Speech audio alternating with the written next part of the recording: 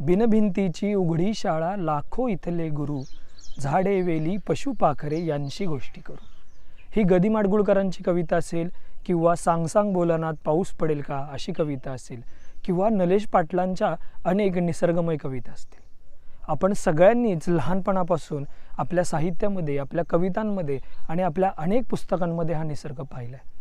म्हणजे आत्ताचे कवी संदीप खरे असतील किंवा वैभव जोशी असतील यांच्या कवितेतला निसर्ग, आणि त्यापूर्वीचे ग. दि. माडगूळकर, बालकवी वसंत बापट, मंगेश पाडगावकर, बाब बोरकर आणि अनेक कवयित्री, त्याच्यामध्ये बहिणाबाई चौधरी आल्या. ह्या सगळ्यांच्या साहित्याचा मेन गाभा हा निसर्ग होता. निसर्गाला निरीक्षण करून त्याच्यावर त्यांनी अनेक कविता लिहिल्या होत्या. याच्यामध्ये काही कवी कल्पना देखील होत्या, जसं की केतकीच्या बनी तिथे नाचला ग मोर. खरं तर केतकीचं झाड हे एवढं काटेरी असतं, पण त्याच्यामध्ये मोर नाचणं हे अवघड आहे. पण हे साहित्य पुढे टिकण्यासाठी, या साहित्यावर अनेक गोष्टी लिहिण्यासाठी आणि याची गुपितं शोधण्यासाठी हा निसर्ग तरी उरेल का? तुम्ही आम्ही सगळे मिळून निसर्ग एवढा ओरबडतोय की पुढच्या पिढीला हा निसर्ग शिल्लक तरी राहणार आहे का? या सगळ्याचा आपण विचार केला पाहिजे.